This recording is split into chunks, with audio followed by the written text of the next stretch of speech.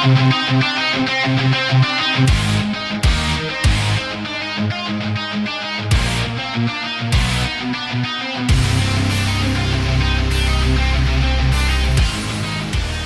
to another episode of Dad's Rules with Kevin Belzer. And today we are on location at the Menace Underground in Mesa recording this. So today we have a special guest to me, and I want to let you know that she isn't made up. I know some of you have been asking if she's made up. That is this that girlfriend in California or in Canada? Do you ever have that kid in school that they weren't like really the catch of the litter, but they always had a girlfriend in like Canada or California? Well, it's not the case here. I actually do have a wife. She is on today. So as we enter into the 30s of our episodes, I figured it was finally time to bring her on and to just throw her right into it, since we're now recording these live on video as well as audio. So would you like to introduce yourself? Hi, my name is Menace Belzer. And you are indeed my wife, correct? I am indeed for real his wife. It's not a drill. Cool. All right. So as you can see, real life human being. If you're listening to this on audio and you want to see that I did not pipe this in with AI technology of the voice of a female, you can go onto YouTube. These are going to all be posted on there, and you can see that I am actually married. There's a ring on my finger. You're not hired, right? I didn't hire. I am not a paid employee. Excellent. It's for real. Excellent. So we thought it'd be fun, since she's just joining us, to throw us both into what could be the coolest podcast ever or an absolute train wreck. So I brought 3 things today. And I do not know what these 3 things are, so we'll see. No, she doesn't know at all. These weren't in the back seat of the car with us on the drive here. I didn't see them. Okay, so I have 3 boxes here. Oh. And I'm going to let her pick which one we're going to do. So now what these are decks. And what these decks are designed to do is they're designed to be conversation starters. So if you were in a relationship, if you were dating, or the last one says intimacy, we'll see what that one's about. And you want to get to know your partner, your future wife or future ex-wife better, then you should dive into these and just see what happens. They're supposed to have like questions in them. And so as you can see, these are all sealed. They are sealed, I am showing I have her that no idea what's in these boxes. What's the term? Hermetically sealed? Factory sealed. Okay, factory sealed. Hermetically sounds more clinical. These are sealed boxes, and I'm going to let you pick. Which one do you want to start with? Intimacy, relationship, or date deck? Ooh, I know everybody's going, intimacy. But let's wait on that one. Okay. It'll be good, I'm sure, but so between date deck and relationship deck, which one do you want to do? Well, if we do them in order, maybe. Like, okay. I feel like there's an order. Maybe it's better if we just go in order. I literally just blind order these. I have no idea what's on them. So would you like, so this is almost like we're playing poker or something, where you have to have a perfectly sealed deck, so nobody's like cheated and marked the cards or anything. Yeah, like Uno. Well, yeah, okay. We'll get so to that now, later. Of course, she's going to bring that up. We do have an Uno deck that I knew every time that she had the yellow 4, because it had a crease on the card. Cheater. Because we use these so much. There's no reason I was winning by over 10,000 points. And do you think he told me that? Do you think I figured it out? No, because I'm not looking at the back of the card. Anyway, I like to win. I guess that's the moral of that story. So do I. So go ahead and crack the date deck, and let's see what we got. All right. Oh, no pressure. Cracking the Zero seal. pressure whatsoever. Again, this will be the greatest idea I've ever had, or the absolute biggest train wreck of my life, and I will need counseling. They'll be like, ooh, we didn't see that coming. Okay, so what we're going to do is we're going to start with 1 card out of there. That's it. Just pull one. Just pull one random. I'm just gonna. No, you can't read them like I'm that. not. So, yeah. I'm just gonna pull one out. Okay. I think. All right. So for those of you listening, she is trying to pull a card out of the box. They're not easy to pull apart. And we're waiting. Okay. I know. And we're waiting. I know. Okay. Okay. This one. All right.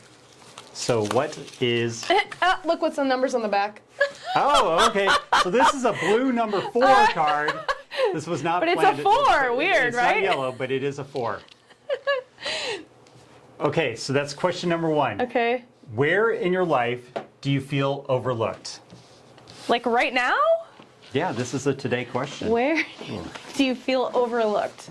I feel like, as a general household, and probably a lot of women feel like this, that I think that everyone thinks that there's just a house fairy that does all the things, and that they just are done. And then they go, oh, they're not done. I'm like, that's because I wasn't home. Oh, there are no dwarves in the middle of the night that make this happen? No, sometimes I stay up late or whatever. Wait, there's not a house fairy? A laundry dwarf, a house fairy, you know, a toilet genie. See, I always thought it was magic, that you just put your stuff in the basket and all of a sudden it's bam, it's back in your closet. I mean, that happens that way sometimes. So what you're saying is that I need to just sell more homes and you have a maid. That's what I'm getting out of this. I mean, laundry sometimes gets washed and then it's a 7 to 10 day return, but you know.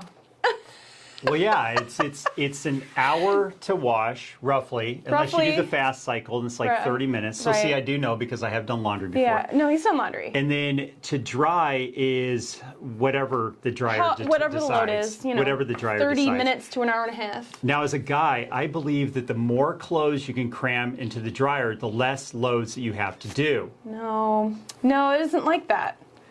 Just because the whole thing is this big doesn't mean you fill in all the empty spaces. See, we'll have to agree to disagree on this one. I've seen no proof otherwise that's the case. I mean, I picked a good washer and dryer, so it puts up with a lot of abuse. I've had them for 6 years, no repairs, except for the one that, you know, happened by mistake, but otherwise no malfunctions, so I have no complaints. And it's a Samsung.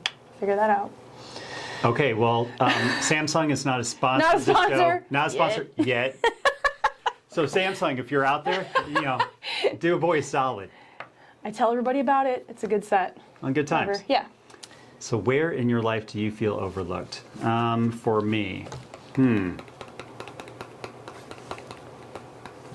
I don't know. I mean, I'm so busy. I don't know. I honestly don't know. Okay. That's a horrible answer. If we were dating right now, you would still know nothing about me. Or I just might think, I'm not sure what I would think. I don't know. Honestly, I think that this could depend on different times For sure. in your life, to where there's times where you feel like everything's abundant and you have more than enough, and in other times where you're like doesn't feel that way. Well, you just feel kind of overwhelmed. Well, I think as a person too, I think you can have places in your employment where you can feel overlooked. You've had places in your home, places in your friendships, things like that. I think you can have a lot of separate areas that you may or may not feel overlooked. So I think it's seasons. yeah, absolutely. I think that's probably true. Really. So it's probably a good question that you should constantly ask, because then maybe they feel fine for a period of time and they're like, wait, now I'm feeling overlooked. And maybe it's a good question to revisit all the time. Yeah. Okay. All right. All right. So we got through one card. One card. One card. Good times. All right. So Oh no. what do you mean? Oh.